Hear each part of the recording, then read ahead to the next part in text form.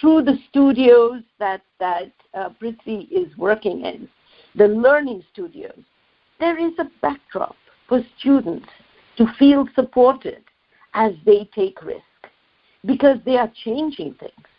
And if we cannot stand up, we cannot speak up for those who have the courage to change, we will not be able to take this work to scale.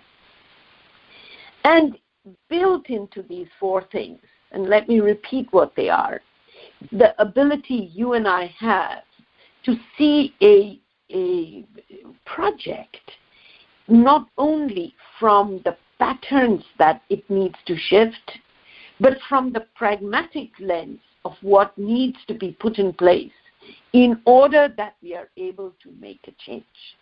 To create a space where people unfold, number one. Number two, they have information. Number three, we have an enabling environment for change created by people, created by policy, created by media. And number four, very important, that we have put in place mechanisms to support people who take risk to make a difference.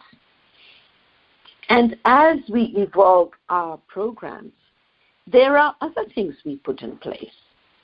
And so what we put in place really as a project or a program or an initiative matures, just as actions in the home mature, we shift our strategies, we focus on different things.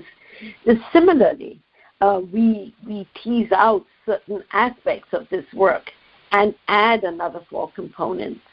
What we do is we focus on not only creating a platform for people to engage in unleashing their full potential, what we call transformational leadership programs.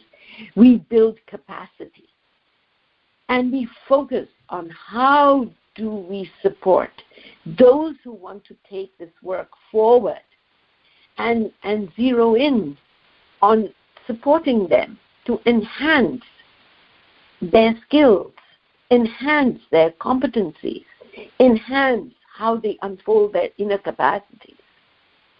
And not only do we look at information, we start a process of measurement. How do we measure differently? Because what we measure is what we move.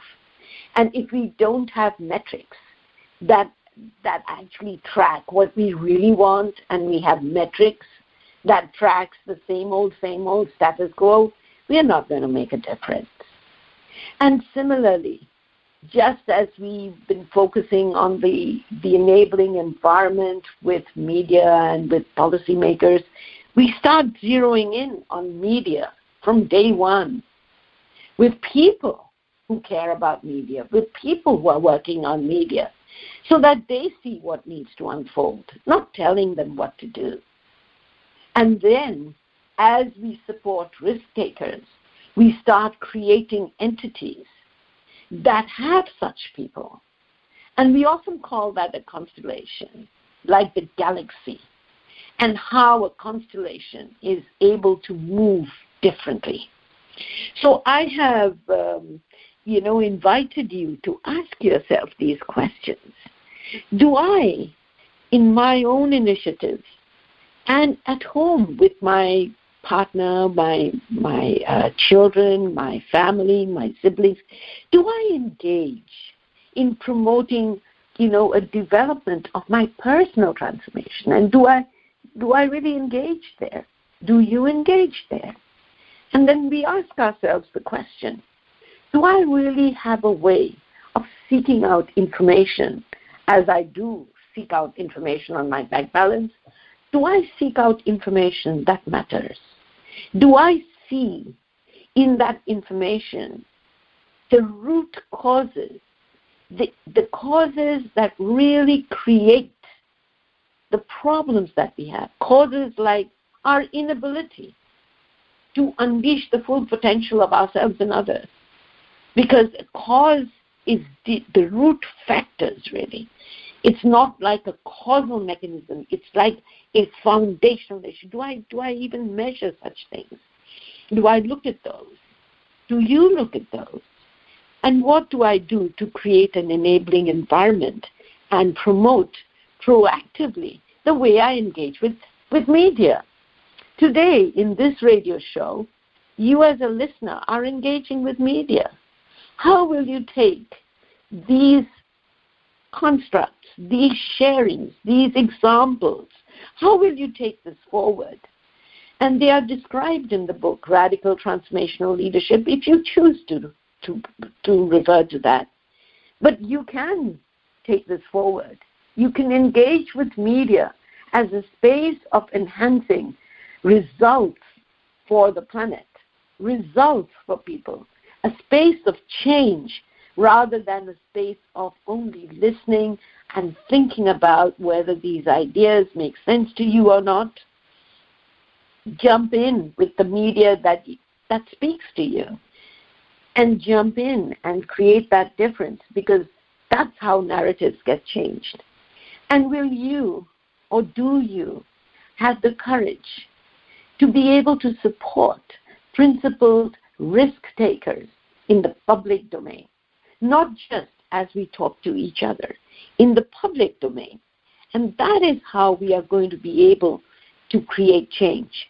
You will hear today, after the break, we will hear Prithvi and I speak about how she's managed to put these things in place and how she's created platforms in her programs to look at whether people are exploring who they are and what those platforms are, how she's generating information through research that is impacting the way we make decisions, how she's working with a spectrum of people in order that we change the narratives, how she's creating studios and spaces to support people who are willing to take the risk of principled action and move beyond our usual ways of doing things.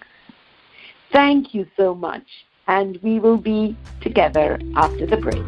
We live in a world battling for peace, threatened with violence and inequality being justified as both means and ends, sometimes disguised, packaged, and branded differently. This self-destructive worldview is dominated and backed by spurious arguments for leadership based on the idea of supremacy of race, religion, or culture, or of money. Monica's counter, a perspective drawn from contemporary idiom, is based on experience and conviction. It shows that leadership can be shaped with equality, freedom, justice, and where means and ends are rooted in the transformatory power of human compassion, described in her award-winning book, Radical Transformational Leadership. Let's explore this transformatory power of human compassion together. Join us for the program with Dreamvisions 7 Radio Network twice a month on Tuesdays at 8 a.m. and 8 p.m. Eastern, and every Saturday at 6 a.m. Eastern. Share this information widely. Enroll people who want to make a difference. Dreamvisions 7 Radio Network hosts many programs that unite humanity, sourcing our love. Are you satisfied with the world as it is today? If you're not satisfied, join us for a program to unleash your full potential with Dr. Monica Sharma, starting March 2019 in Oakland, California. It's open to all changemakers wanting to generate equitable and sustainable results for well-being. Contact 415-808-4465. That's 415-808-4465. Go to risetogetherbayarea.org/leadership. That's risetogetherbayarea.org/leadership.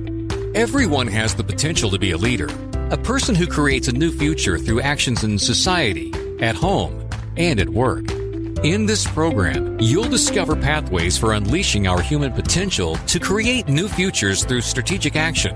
Again, join us for a program to unleash your full potential with Dr. Monica Sharma in March 2019 in Oakland, California. Contact 415-808-4465. That's 415-808-4465. Go to risetogetherbayarea.org/leadership. That's risetogetherbayarea.org/leadership. We need new leadership capacities to face the challenges of today's world, to think differently, design strategically, and act on principles with accountability and generate results. These new capacities must be able to align principles, purpose, and practice to build a better world. Again, join us for a program to unleash your full potential with Dr. Monica Sharma in March 2019 in Oakland, California. Contact 415-808-4465. That's 415-808-4465. Go to risetogetherbayarea.org/leadership. That's risetogetherbayarea.org/leadership.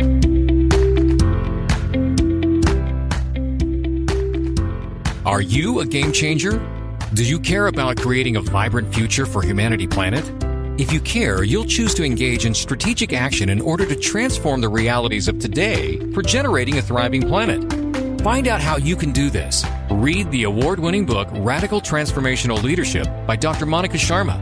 This book is a systemic exploration of how to work with and transform the interlocking circumstances contributing to the complex problems we're facing. There's a chance of achieving a world that manifests peace, equity, and well-being for everyone. And this work offers the readers the creative ways and means of contributing to such a world-changing agenda.